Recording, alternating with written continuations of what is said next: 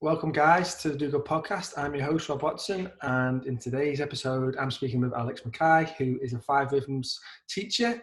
And I'm really been interested about getting Alex on the show for a while. I've been to a few of her classes. I got into 5Rhythms myself. I'd known about it for a few years, but only kind of delved into it maybe seriously last summer, and just found like huge benefits from it. So rather than me try and explain what it's about, but first of all, thank you, Alex. I really appreciate you taking the time out today. Oh, it's great. Thanks. Yeah, really nice to have a bit of a different creative invitation like this, Okay, so for anyone who's new to 5Rhythms, if you could it'd be great just to get like an overview of the practice and that, just so the listeners get a bit of an understanding of it. Yeah, exactly. So it's a movement practice or, dance, but it's not any steps to learn, anything like that. It's it kind of follows a natural flow. So there's 5 sections that we move to, and usually it's with music, with really great music. So kind of makes it quite easy and accessible for people to kind of get into it and join in with one thing and then another. So it starts with flowing, and people are finding a way to follow the flow, get into their body, find what is continuous. And some people really love that way of being and they could carry on like that all day. But some people think, oh, I want the next bit now. And then a bit of a beat comes in. And so for some people, that's like a relief, to find the kind of movements where it's the rhythm of staccato, we're moving with the beat, finding some edges, getting a bit funky. And that builds up with a bit of momentum.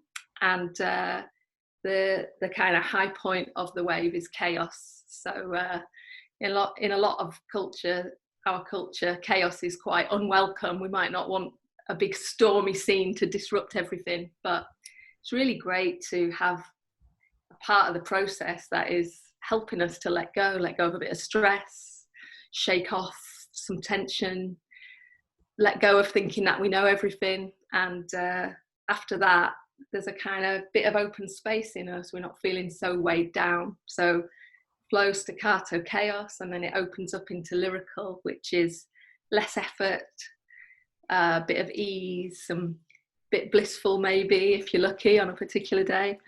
And then that comes down into stillness. So there's a kind of aliveness in stillness where we might be moving in a very spacious way, might be more like meditation, and the breath becomes important.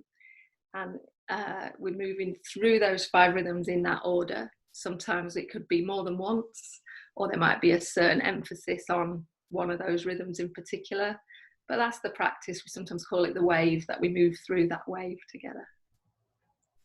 Beautifully said. And sometimes people, I would say to people, I'm going to a 5 rhythm class, and how what's that, and real intrigue in it. So I'll just basically take what you've said. You can describe it in so many different ways, and it's quite hard to pin it down, which is part of its beauty in a way. Yeah. Oh, the first time I went, I'd heard about it for a few years, and then I went to a class, and it was just, I felt phenomenal, euphoric. And I think there's obviously different times you go depending on what state you're in. But that was just what I needed at that time. And I came out, and I quite like doing physical exercise. And this one, it was quite a warm summer's night. So I came out and I was dripping head to toe, a big smile on my face, and it also it reminds me very much of like when you see kids and you see them running around in the garden, and they're just loose and they're free, and they're like bouncing on the trampoline, and they're rolling around doing cartwheels, and then sometimes emotion will come out of them, they'll cry, and then next minute they'll be jumping up and laughing, and they've just moved through a lot of energy. Yeah, I think as adults, we don't associate it with that. We just look at them and think the kids are being kids.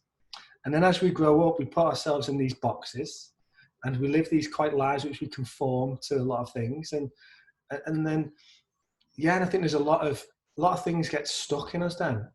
That's right.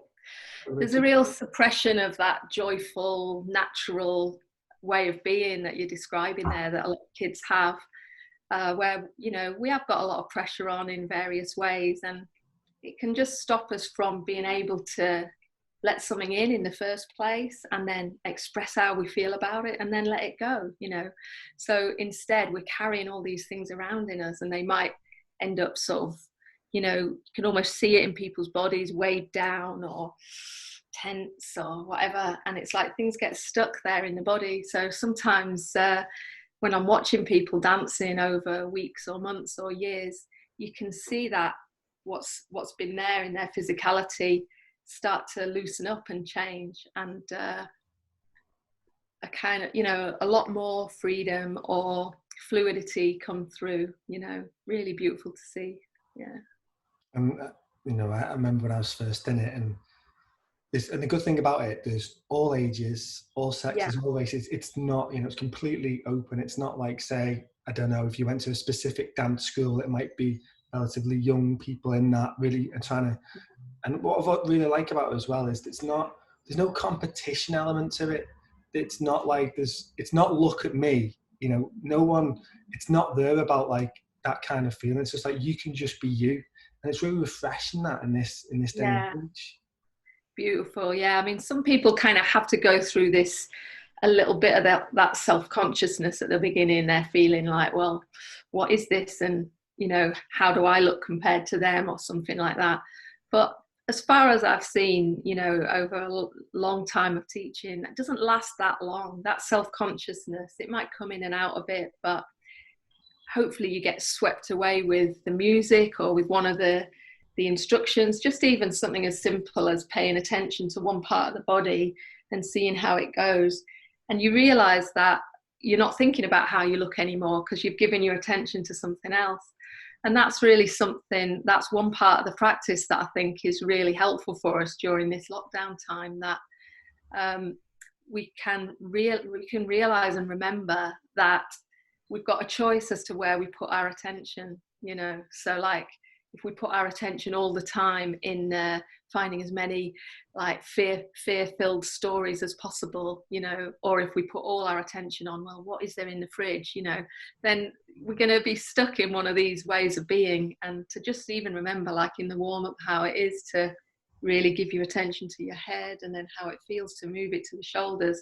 Something just as simple as that can remind us, oh, I've got a choice. I can take my attention somewhere else. I can take it to, you know, going out into the garden, or I can take it to clearing some space for myself, something like that. Yeah, I think it feels really important to bring that awareness. Often we're trapped in our heads a lot, Yeah. repetitive thought or patterns, the ego's firing off, all these things that we could be doing, should be doing our day. And it's nice to just bring that awareness into the body and feel into the body. It reminds me, if you come across John Zabit-Zinn, who's I don't think so. right, he's like a Zen teacher, really, meditation teacher, and he does these amazing body scans where you can just. And my wife goes on the Zoom calls now. He does it every day. About 1,000 people tune in and listen to them, and he's just got that really peace awareness to him. But it's always just about bringing yourself back to the present Yeah. moment and bringing yourself into your body. And he'll do these scans, which are from your feet, start from your toes, and it's just bringing that aliveness to the body. And that's what I associate with this, but obviously there's a lot of movement in it as well, which in a way for me is even more transformational because you Yeah. really allow things to move. That's it. Yeah. You know, it's very simple in a way, like you know, the map through how to move and how things do move and change is quite a simple thing, but within it there's so many possibilities, so many layers, so much to learn and discover. And it's different at different times. So there might be a phase where, like for instance, at one time the staccato rhythm with the beat, I was always a bit resistant to that one, you know, and it would get to time to that and I think, oh, I just still want to flow, you know, or, you know, I wasn't sort of called to that one.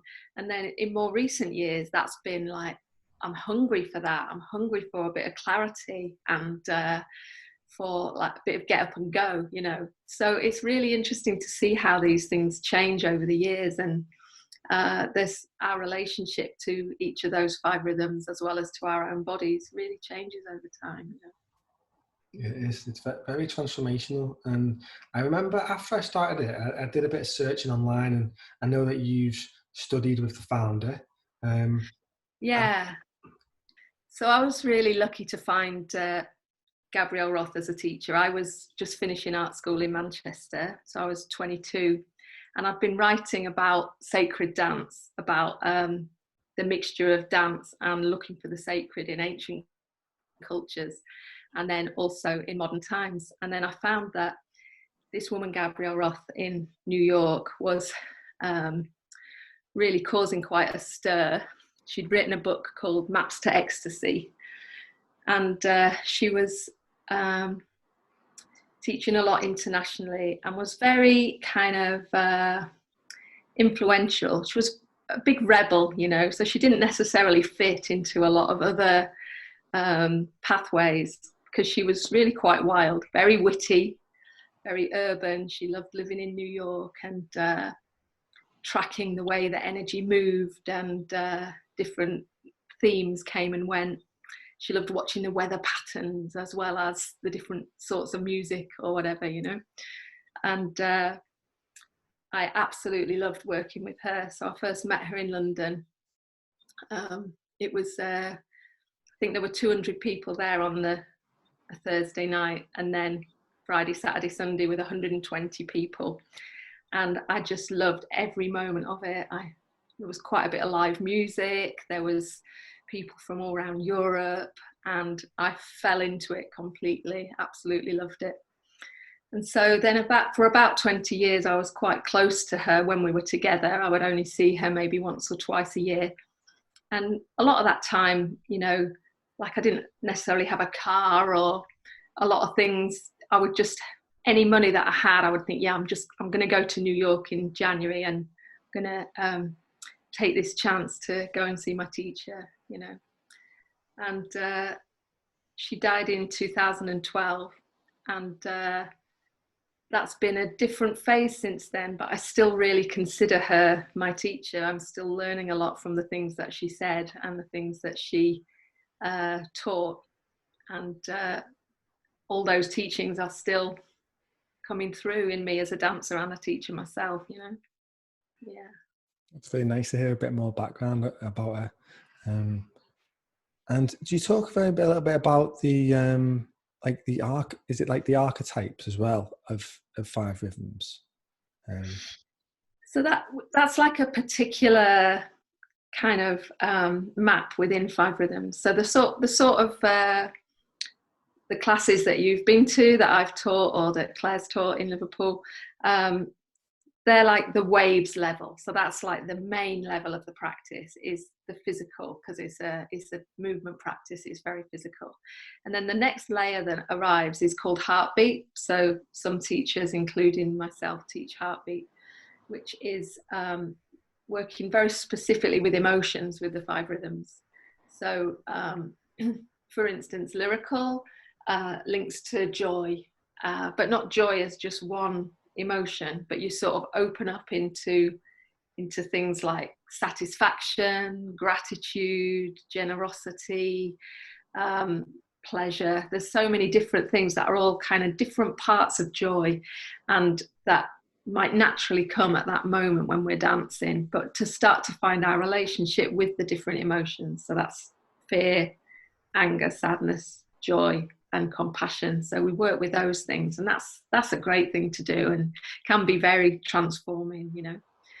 And then there's another layer of the work called cycles, where you look at the cycles of your life. So you see how flowing might link to the birth cycle, like before you were born and when you were a little baby, little child, and whether, if your mother and your family were able to follow your needs and your flow, then you can probably do that quite well in your life. And if for any reason that wasn't the case, then it's going to be harder to know now what it is that you need to eat, when you need to sleep, how to look after yourself. So that physical level really links to early life, you know. And then staccato in a way links to childhood, and when it's like how to have boundaries, how to make friends, say no to things, find out who you are and what the rules are, how to be there in life. And chaos links to adolescence, and in our culture that might go on for quite a while in a way, because, you know, that adolescent phase where we're we're more learning from ourselves rather than our parents and stuff, and we're finding out who we are. That, you know, that sometimes takes a while. So, and the good news is that maybe lyrical can link to maturity, and we can have a whole phase where we find how to love, or who to love, you know, and how to offer what we've got to offer to the world. And life can maybe be a bit of a waltz, or, you know, a bit of an easy delight in there.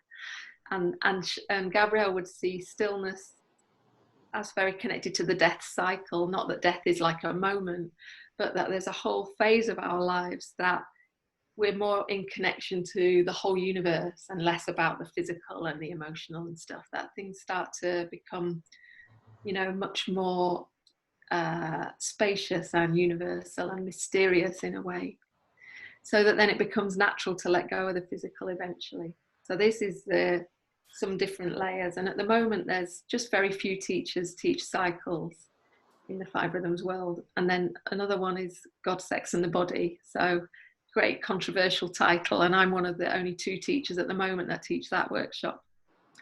So that's the one that is the archetypal workshop.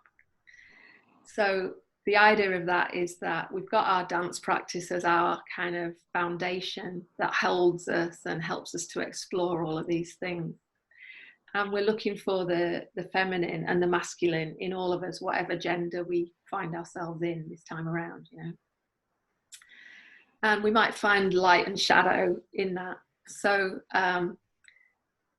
Gabrielle very much grew up in the Catholic tradition, and so she named the masculine archetypes as the Father, the Wild Son, and the Holy Spirit. And then she had these 3 feminine ones to put in: the Mother, the Mistress, and the Madonna.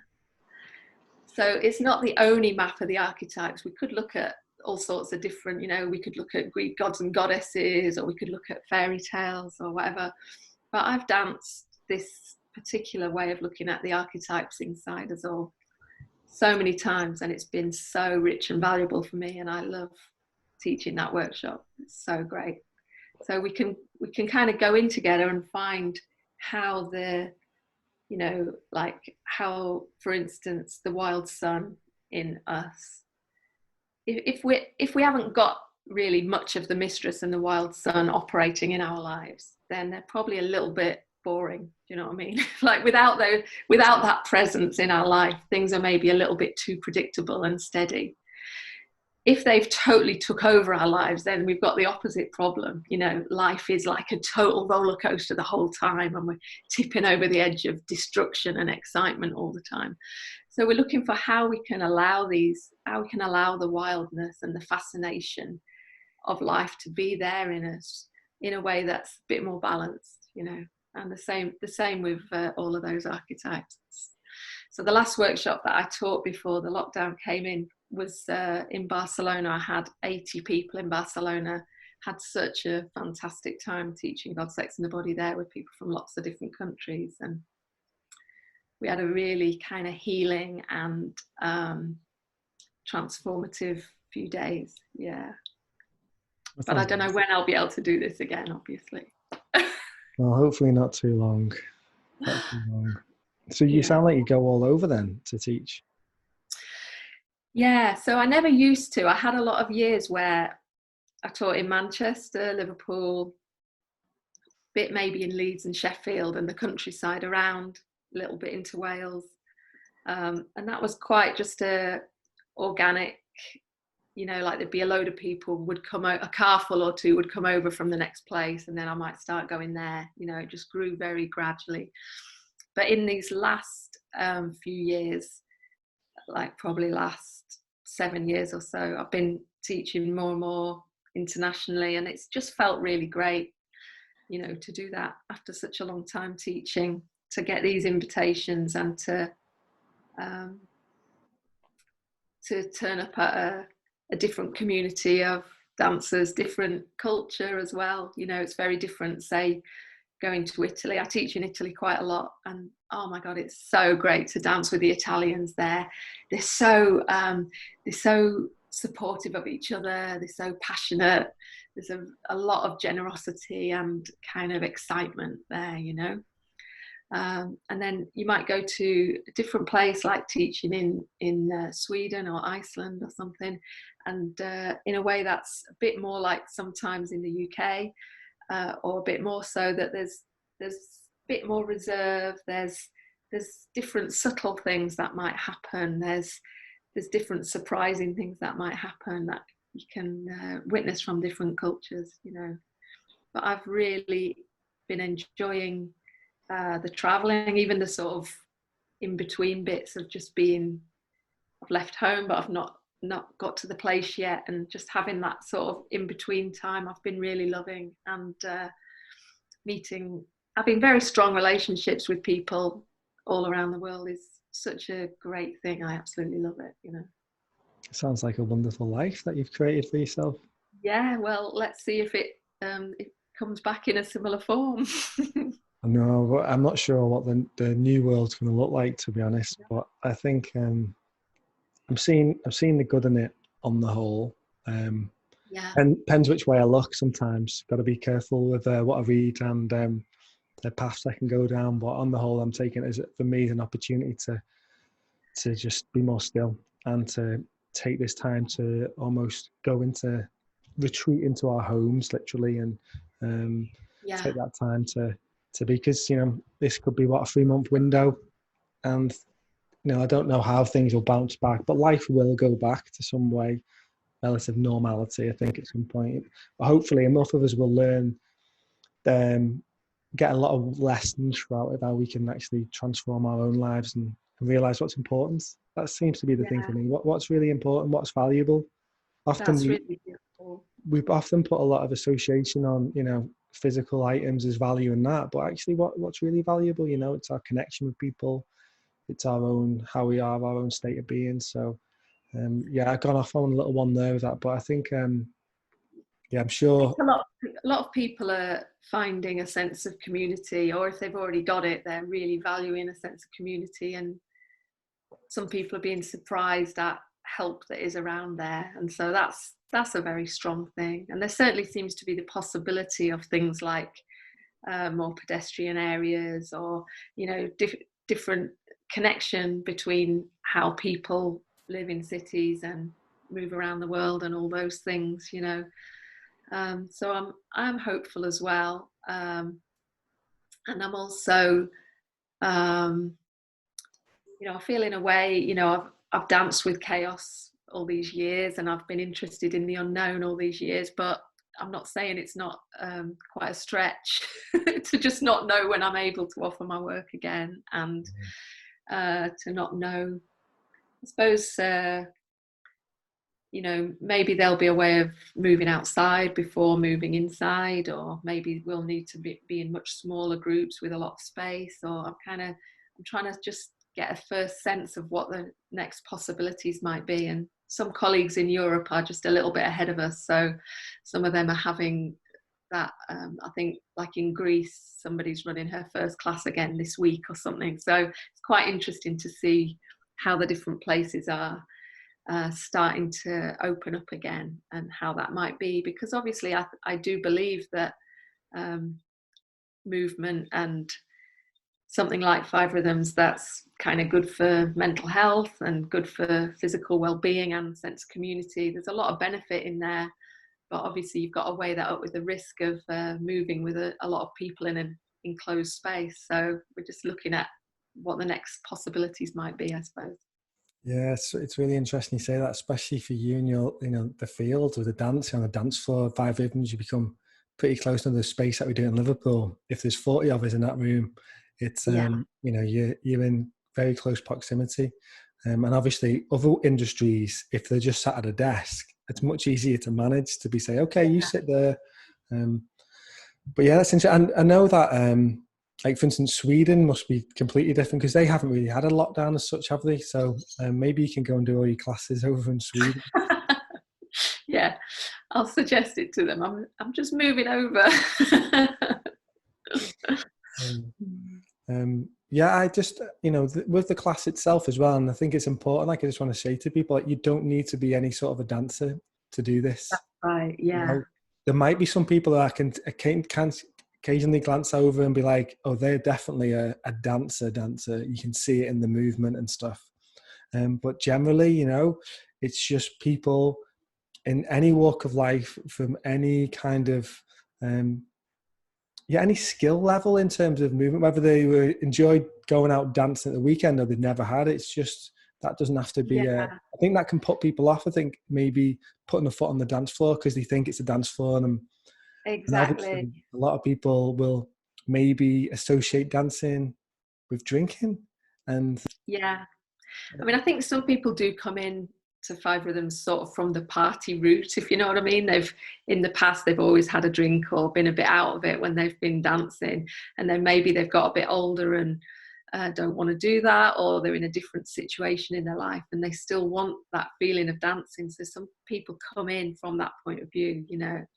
And then some people might come from something like meditating or doing yoga, where they've already experienced some of the kind of mindfulness or ways of connecting the mind and the body and all of that, but they want more, they want a different physical relationship with it. So some people coming in that direction, and it's really interesting.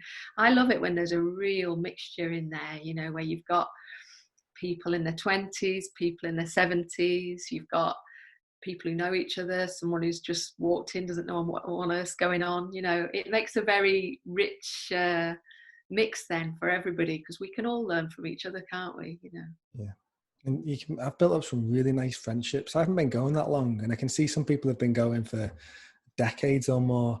Yeah. But it's so open, so welcoming, and you know, you build a connection with them even without speaking to them, because you're in that space with them. But then afterwards, it certainly feels like it pulls in a certain kind of individual, but then there's still such a broad spectrum within that. And Yeah. something that's really interested me as well, because I you know, I'll do other practices, like I'll meditate and I'll do other forms of exercise. But this, for me, so far, is one of the things that I've found that seems to have so many different benefits within it. Yeah. It's almost like the ultimate. And we do it on a Monday night, and I say to the guys in there, I say, there's no better thing to do on a Monday night. But, you know, Yeah. especially during the winter, when you might be like, no, I don't want to go to the gym and just or just sit at home and watch TV or anything. Yeah. You know, it's just a great way for me to start the week and to set me up and stuff. So, and one thing, I remember watching a few of Gabrielle Roth's videos. I was really fascinated about, and I went onto YouTube, and there's a few stories about families who've gone there, and they've gone with like the daughters. And one particular story, I can't remember it, but she had some real blocks, health issues with her, and it was shown just like how massively this practice, pretty much alone, they put it down to, like not going into therapy for, you know, that can have there's definitely a place for that, you know, Yeah. but this was there's something really magical and powerful about it, and it was showing, like, you'll know a lot more about this, but is any examples that you can share with people where you've been like, wow, they've really made a huge difference to life?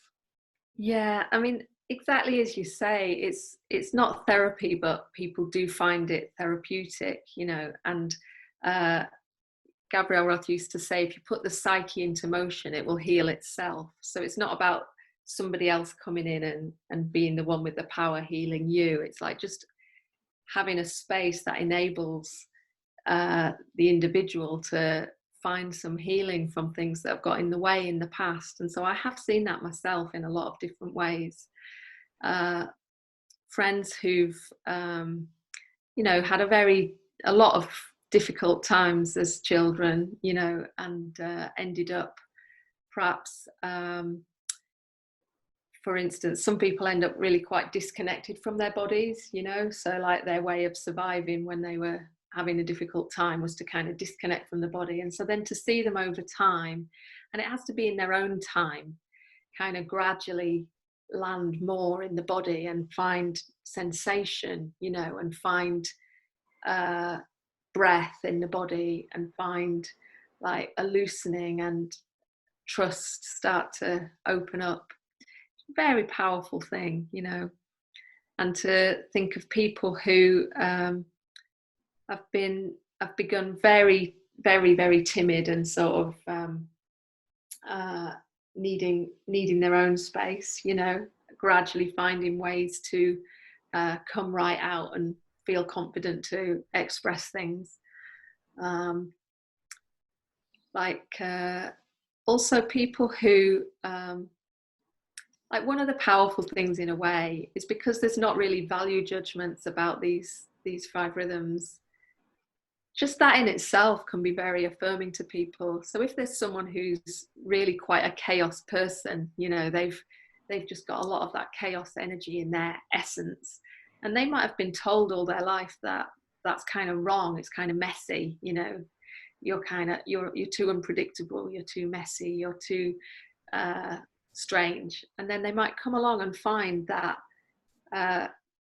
to be chaos, to embody chaos a lot of the time is a beautiful way to be, and they might suddenly discover the creativity in that instead of the destructive possibilities, you know. So I think it can be like that as well, to just even have something named about yourself and feel how strong that is, you know. I've also seen people a lot go through quite long periods, like say maybe periods of grief, where that's the main thing, that is what they wake up with every day. And to keep finding ways to move and to be true, but to allow things to keep on changing and flowing, really has supported people through some very tricky times in life, you know. Yeah, that's incredible to hear. And from my own perspective, I totally relate with that. Like, I came to it when I was finding life challenging. I had big things were coming up for me emotionally, Right.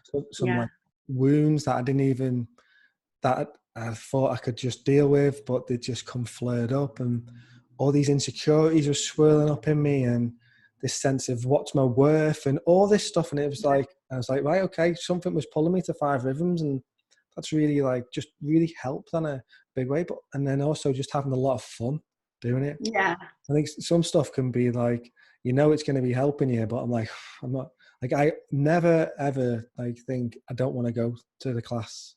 Yeah. Because you know, there's so many things to get out of it. And one thing that's interesting that comes up for me then, when you were saying about the benefits of it, is around kids and school, and the way I spoke with people quite regularly, really, about the school system, and I know things are changing in some areas and some schools and stuff. But I think the way we teach kids and the way we, particularly kids that are the challenging ones, the ones that can't sit still, like when you're talking about chaos, you know, and I think a lot of this, when you think about with kids, like every child's got a different way of being. But if we attempt to just say, right, okay, sit down, come in at 9 o'clock, watch someone give you some information which you may not be engaged in.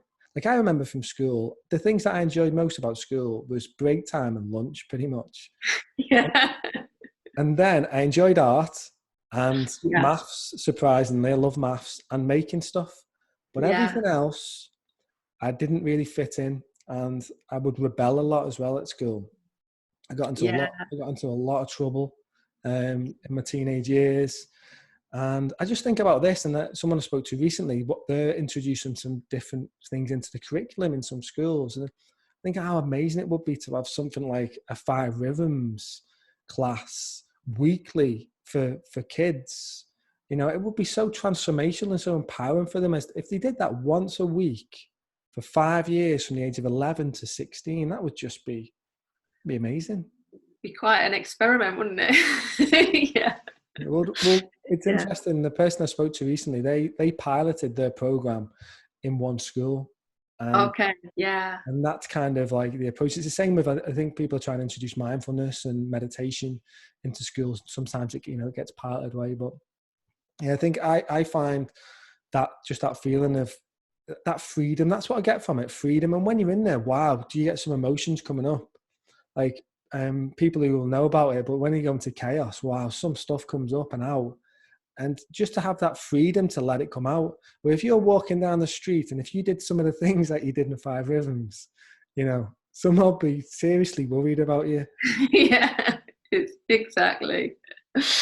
I actually did go to a school that had quite a lot of dance in it, and it did really see me through secondary school. So it was just a comprehensive school. I was in Peterborough in Cambridgeshire, and I picked that school. There was sort of 3 schools within walking distance or whatever of where I lived, and I picked that school because they did a production of The Wall by Pink Floyd as a dance production. Wow. I went to see it when I was 10, and I was like, yeah, I'm coming to this school, you know. And in that town, city, in fact, in that city, that was the best space for dance to be performed in, was the theatre workshop in that school. So we would get any visiting dance companies would come to the school and would maybe put a workshop on for the kids as well as their performance. And we had a sort of dance club every week that would mainly begin with improvising things, and then would set it, and then eventually it would be performed. So it was quite different from what we do, but also had some quite similar elements as well. You know, there was, in the improvising part, there was a lot of room for that creativity and different people's ideas to come in, and connection with the music and everything. So I still very much thank my teachers then, the Haywoods, and the, you know, strange way that life aligned that I could have that situation as I went through secondary school. You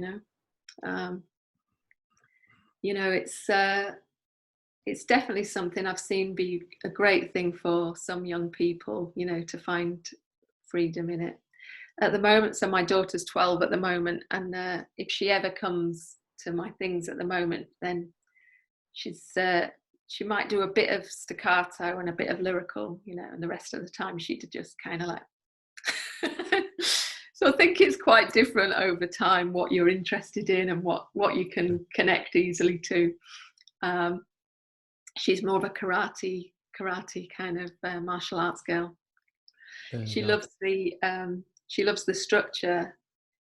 I think in a way she loves the fact that, you know, nobody's going to come into your space. You know, it's like, now we all do this, and now we're all going to do this, and, you know, it's quite interesting that what she craves is quite different from what I craved at that age.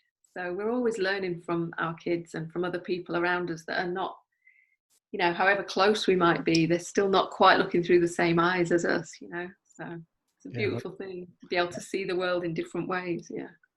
It is definitely a beautiful thing, because often we can get wrapped up in our own thing, thinking, oh, this is what everyone should do. And especially maybe when you're with your family or your kids growing up, you're like, oh, well, this would be great for them. And then, you know, they have different ideas, and like, I'm going to show you, actually, you know, I'm going to go my own way and find my own path. Yeah. But what's interesting, you're talking about that, is like, if that school, when you going back to when you were, you know, a teenager, if that school wasn't available for you, you would have probably had a very different trajectory going forward. Exactly. And I think what's really important is, like, the arts over time have been getting diluted, and there's not less of an importance on them. And I think it's really important. I think maybe that's what might come out of this, is that people will realize once they go back, you know, kids are going to be struggling, you know, particularly teenagers, 15, 16. They just want to be with, I remember just being with my friends all the time. You know, you go from, I'd be in a school with 1,200 people to be in that type of school now, and then go to just being at home with your mum and dad, or just with your mum. That's going to be challenging. Yeah, you're going to know now, because obviously you got with your daughter. So I wonder how this might propel some more, you know, we'll see where it goes. Exactly, yeah.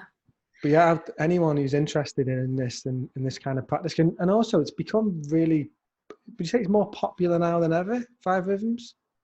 Yeah, it's still a bit patchy where it reaches around the world, but it's very popular in a lot of places. And obviously for some people during this global pause, they've been dancing online, and that's really worked for some people. For me, I haven't really found that to be an open door for me. You know, I'm missing the physical connection too much. Whereas for some people, it's just so much better than nothing, that they're really loving it. And there's some people who haven't got any classes or workshops nearby, and who have actually found that this was a way in for them. So there's some people who are discovering 5Rhythms right now in an online way, and that's the way in for them, and that's really suiting them well. So I'm very chuffed about that. So Mark Austin is the teacher in Liverpool and Manchester who's been offering that on Zoom, and there's a lot of other teachers that are offering it as well, all sorts of versions, from like Emma Leach does a silent waves, and then some people are doing, like in Amsterdam, they do a Zoom waves every morning. So it's like very interesting that different people are finding different things that suit them and getting a chance to try things out with different teachers if that, you know, suits them. And then also there's loads of teachers, including me, that have been putting music out on Spotify, on Mixcloud, that people can dance to at home. And excuse me, so I've been really dancing to a lot of different people's 5Rhythms mixes and loving that. That does really work for me, and I've been enjoying putting some music out there as well, and getting little messages back from people saying they've danced to that day and what they like. So it's definitely a lot of different ways of us staying connected to each other. And also I'm hoping that even if we're missing it a lot, that also just shows us that it's something that we do really value, you know, so we'll enjoy it in whichever forms we get to try it again. We'll be valuing that, I'm sure, you know. Yeah, that's definitely one of the things where I think from this prolonged period of, you know, a few months, where you can really work out what you're missing. Because I think there's a difference between missing something and sometimes you just feel like you're getting pushed to do it, or you feel like you should do it. And I would have four things on in a week in the evenings, and I'm like, there's no way that I'm going back doing all four of them. Like I actually am enjoying some more time to just be with me and to learn new hobbies at home. And but yeah, it's interesting. But one thing I am fascinated by, you mentioned to me that so you're down in Cardigan now in West Wales, and you lived there for a while, and Wales is definitely a place that's fascinated me for a long time.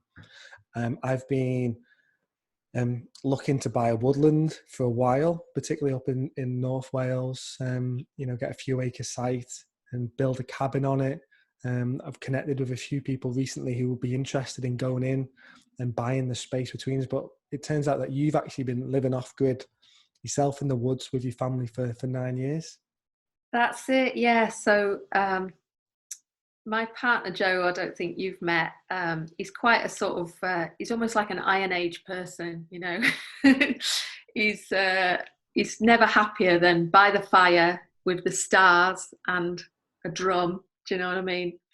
And so when we lived in Lancashire and we were living in a little house and bringing our son up, he was always really wanting to go live on the land somewhere. And at that time, I was the one who was sort of bit resistant to that. I want to be close to my class. I want to, I need to have a little office, whatever, And when we eventually did go, I seemed like the one who went feral, it just sort of really brought out a very beautiful, natural feeling in me that I could enjoy being much more connected to the seasons and the land.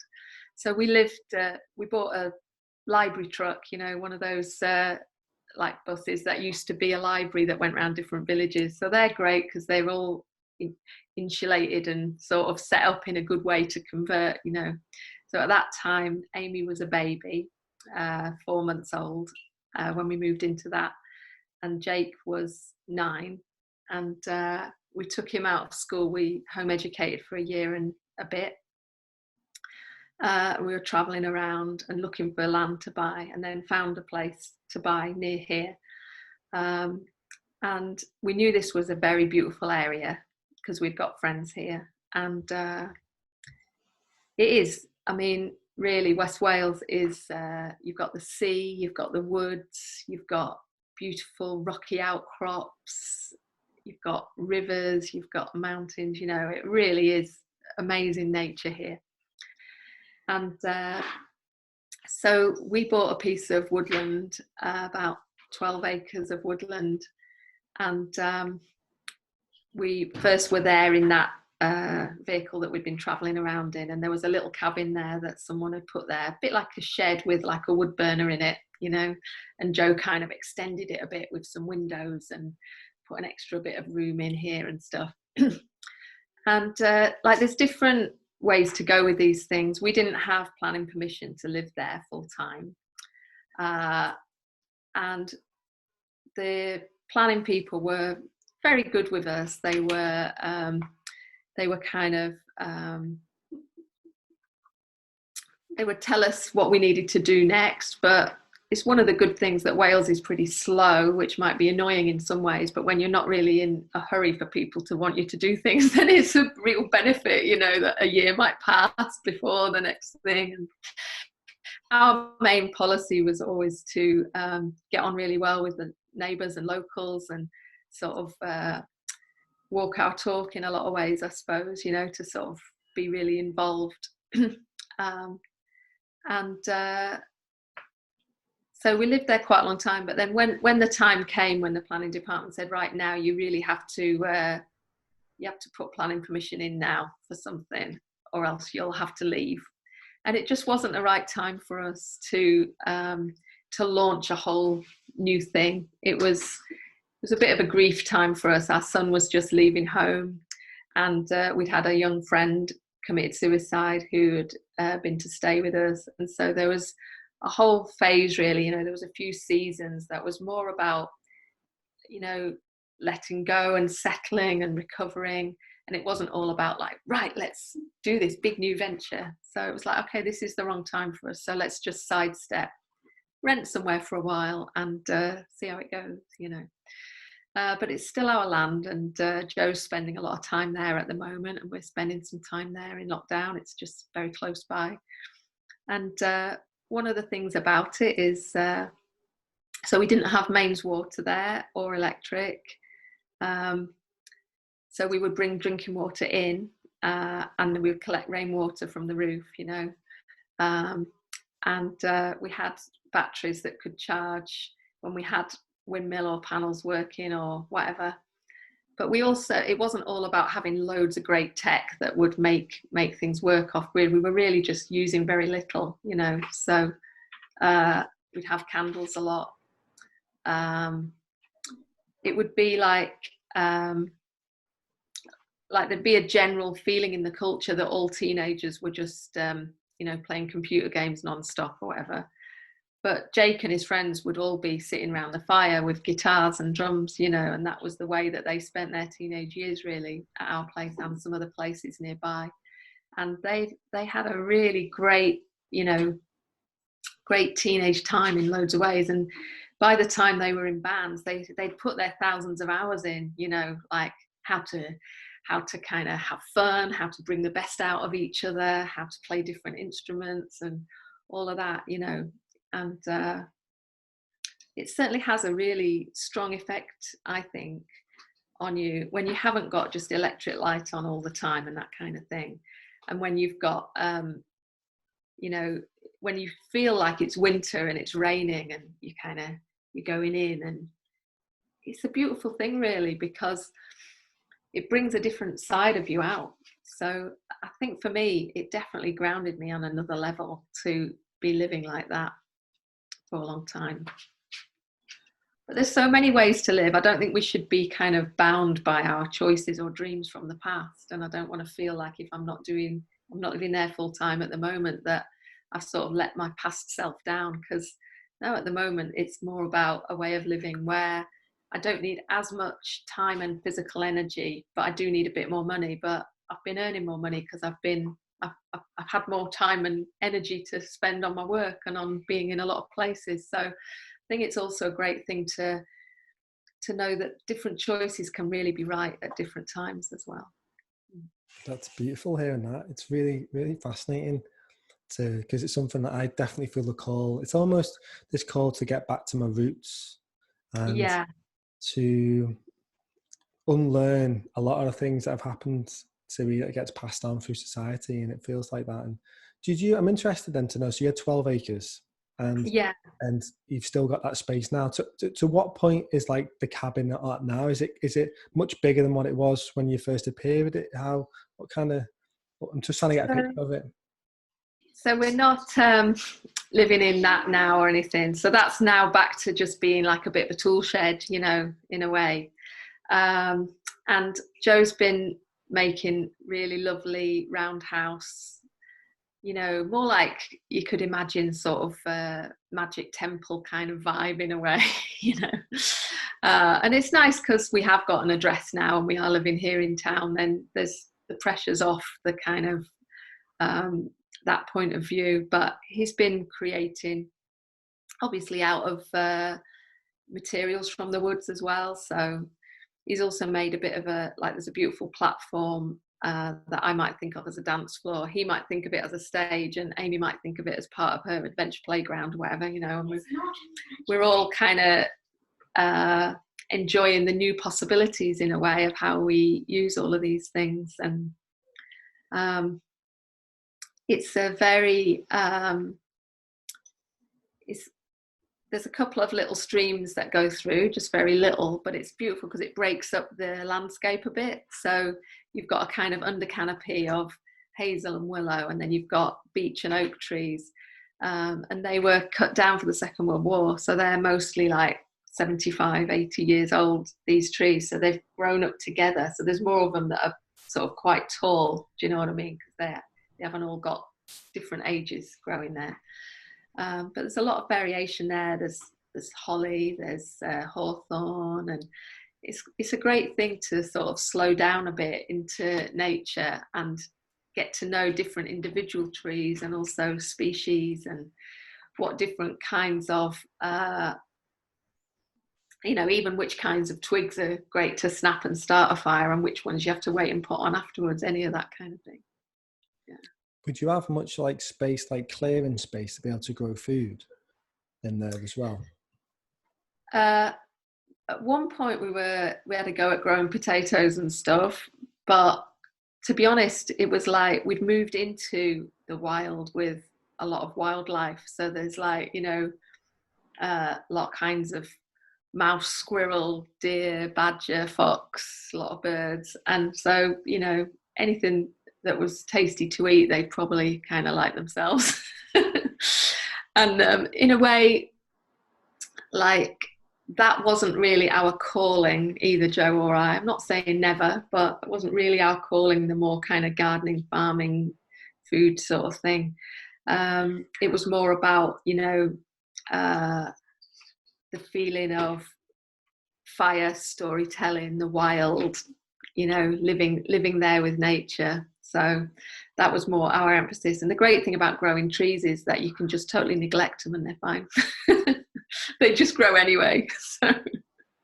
The thing that calls me to it is it's around the idea of freedom, really, and freedom from a 20-year, 30-year mortgage, and just to feel like, but then I don't know whether there's a part of me that's just longing for that on a deeper level, or it's just because of something else. But it's interesting. That's why I'm talking about it with some people about doing it. I still want a base, to be honest. I don't think I could move into the woods full time because I've been used to living the way I have for 40 years. Yeah.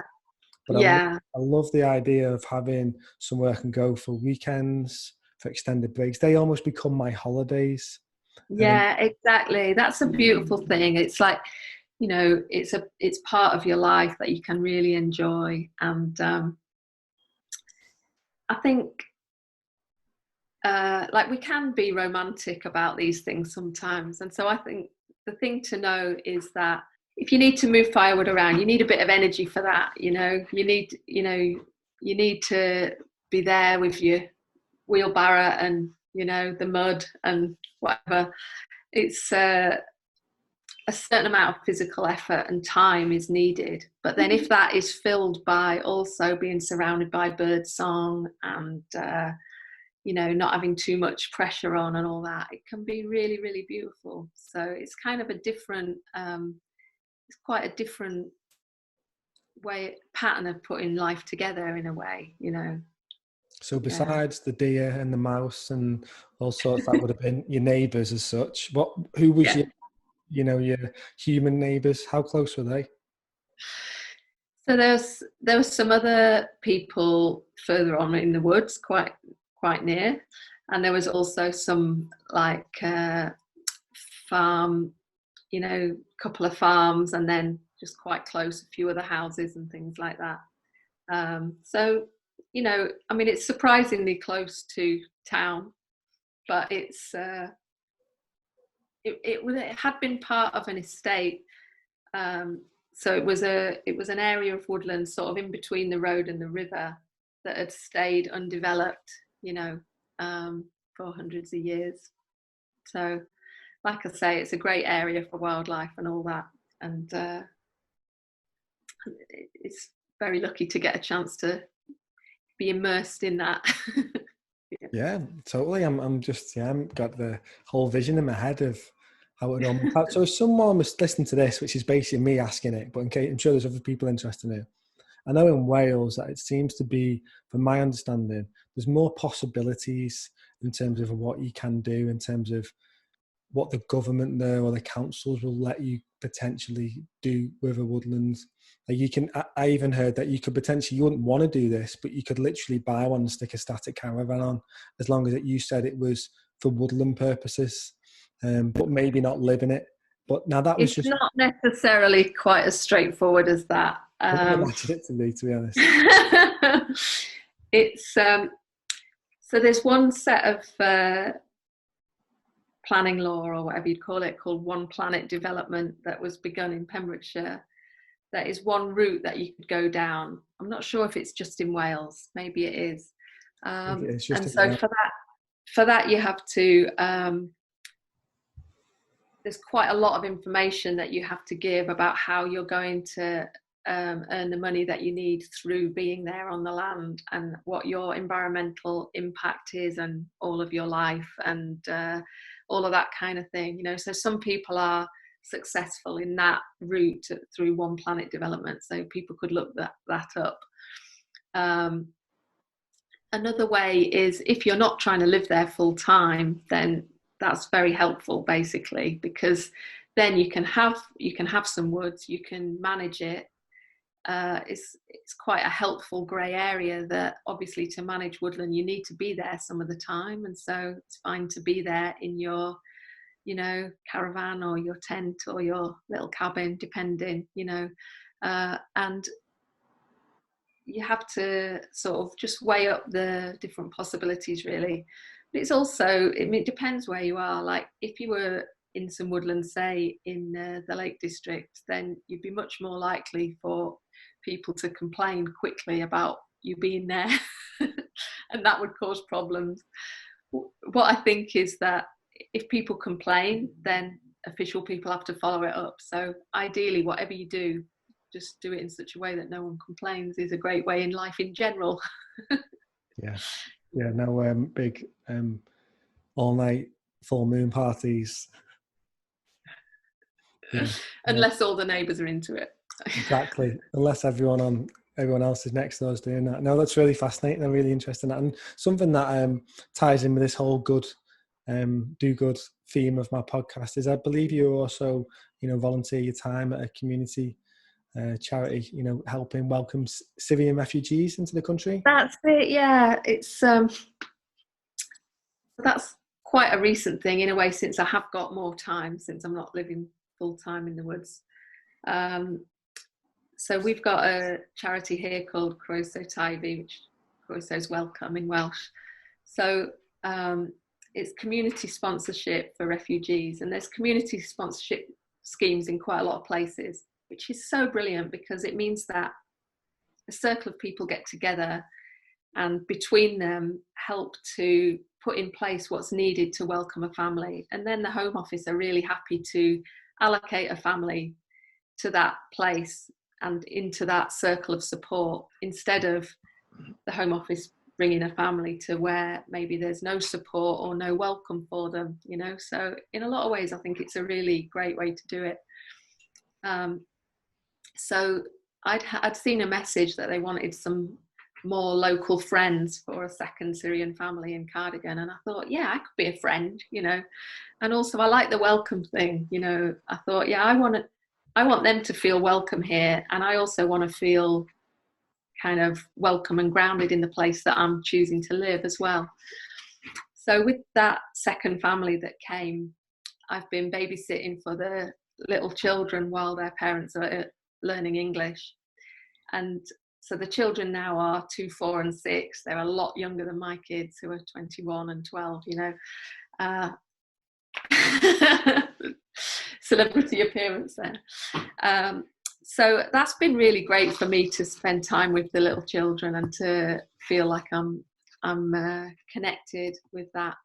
And the mum, Enos, is she's writing a recipe book. So part of her learning English, we came up with this project that she's writing a recipe book and illustrating it. So I've been helping a bit with the illustrations, and her and her husband just made a lovely feast for some the staff at a local care home, and delivered it round as a thank you to all the key workers during this coronavirus time. And that was a really lovely kind of good news story here locally, you know, because it's during Ramadan, so they're not even eating for the day, but they'd cooked this beautiful feast garnished with all toasted almonds, and, you know, delivered to everybody. And the staff were really, really happy about. And so then I'm the coordinator then for the third team to bring a third family locally, because another charity got in touch and had heard about how well the scheme was working here and had offered us the whole money to settle a third family here. So that was very unexpected and great thing. So I've just got a great team together, and we got a place for them to live, and we've got everything in place and a yes from the Home Office. And then unfortunately, obviously, all refugee flights are stopped as long as everything else. So everything's on hold at the moment, but there's a little bit of my heart that's kind of with this family we hadn't actually been allocated a specific family, but most of the families that would fit into this category are in a refugee camp at the moment in Lebanon, and are waiting, really hoping for a new life and a welcome somewhere. So I'm hoping that they can come in a while. I mean, one of the really inspiring things has just been that people who are given this chance for a new start, and they've been through such difficult war and displacement, and they come along with hope, you know, and good energy and gratitude, and that's the energy that they're meeting the town with. So they're getting such a good it's such a good exchange, you know. It's very different from somebody who's arriving just feeling like they've had a worse time than anyone else or something like that. You know, they're coming and they've got all this great energy to share, you know. So I think we really benefit from their presence here. And it's really not a very multicultural area here. It's mainly kind of, you know, retired English people and Welsh speaking farming families and some kind of alternative families that have all been here for quite a while. And that's the main mix, not very different cultures, but then a few that are coming through now really add, I think, to the overall mix. It's a great thing to be involved with. Well, it's really inspiring, and just hearing that story and telling about the Syrian family making all the meals and stuff, and what, you know, what an amazing way to just you know, integrate yourself into it. And I think some people, the way things might get portrayed through the media, there can be resistance to it and welcoming in, but, you know, we're all human, you know, and we all have the same emotions and feelings, and it can really help for, particularly say in your place in Welsh people, to just have a bit more empathy and compassion to, like when you said that there was a family who were there, you know, in a refugee camp, you know, waiting to come. They could have been here 2-3 months ago, and you think whatever we're going through pales, you know, compared to that, and they're just in limbo, they're in a life thinking, when's my life going to start again, and in really challenging situations. So maybe we can all relate to that bit more now, you know. I know it's so true, isn't it? I think that's one thing that's come from all this, is that we're all realizing just how connected we are, and how we say about stuff in the past. I say this many times on this podcast and stuff. You know, you might see something happening, say there's a big tidal storm or something in a different country, and there's lots of people you know, rehomed, and lots of people lose their life. Just because you see it on news, you know, you can have empathy, but you know, how much can you actually feel it? But now on some level, all 7.7 billion of us are pretty much feeling some sort of effect from this, and from that can be the shift, that can be the wake up call for a lot of us. Yeah. So, but yeah, that's really amazing to hear that, and to, you know, the fact that you're doing what you've been doing with the dance is definitely doing a lot of good for people and helping them to move through a lot of stuff. And it's just amazing for you to have a passion like that, where you're able to, that's your living, that's your, you know, you can bring a, you know, a good income in from doing that, but it's something that you love. And more people that listen to this, I say all the time, is like, and I just love it, you know, 25 years on, whatever, I still love every class. I just, it's such an amazing practice that there's never a moment of being bored with it, really, because there's something new every time, you know, new combination of people, something coming through, some new improvised something or other, different music, all that. So I'm looking forward to getting back into it when I can, you know. Yeah, you must definitely. Like, even me, who's only been in it for about 6 months, I'm craving to get back on the Monday nights. And I remember we did, Yeah. I think it was a winter solstice one in Manchester, which I went to for yours, and that was the best thing one of the best things I've ever done, to be honest, in terms of like, Yeah. so incredible. So I'm excited for that. One thing I would like to ask you, so I asked this all my guests, is those, you know, you're doing good in the world. What advice would you give to other people that are looking to go out and do their own bit of good in the world? I would say find something that really feels like it's already open for you. So you don't have to bang against a door that's closed and, you know, try and find the hardest way. What's already open for you? What do you love? What do you already value in your life or already enjoy in your life? That is something that you can say yes to in a bigger way, and you know, follow what happens as you open that. I like that. I like that a lot. That's great. So if people want to connect with you in some way, what's the best way to do it? And also, if someone is in a different part of the country or a different part of the world and they're interested in 5Rhythms, how can they find out about that? Yeah, good question. So you can look on 5rhythms.com. That should take you to worldwide classes and workshops and inspiration. And Gabrielle Roth used to call me Raven Sister, so I've kind of gone with that. So my website's alexravensister.com, and on Facebook I've got what have I got? Maybe I've got 5Rhythms with Alex Mackay, but I'm Alex Raven Sister on Instagram and on Mixcloud and all that. So if you're looking for me, you can put Alex Raven Sister, you probably find it. Or, you know, I'm sure you can follow through 5Rhythms. We often write it with the number 5, but I'm sure you find it either way. So, you know, and it's just one way amongst many, but it's a very accessible way, I think, for a lot of people to step into their own creativity and change. So hope some more people get inspired to give it a go. Yeah, I'm sure. Yeah. And thanks, Rob. Thanks very much for the invitation. No, you're absolutely welcome. It's nice to. I've been doing a lot more interviews on the lockdown. I think it's just an opportunity for me to just talk to people. Yeah. As well.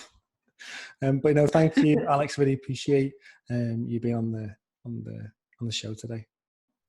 There is today's episode wrapped up with Alex. As you can tell from the episode, I'm someone who's been interested in this and found the real benefits in dance and movement and the power behind it. So I'm not really going to say any more besides that, because you can probably tell my enthusiasm about it in the episode. If you want to check it out, I'll include the show notes on my website, so you can find out more about Alex, you can find out a little bit more about 5Rhythms, and go from there, really. And if you've enjoyed this podcast, please share it with a friend. That'd be amazing.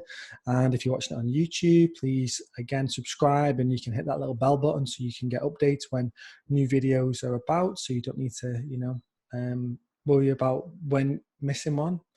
And yeah, thank you guys. Really enjoyed chatting with Alex, and hope you did too. So until next time, have a good one.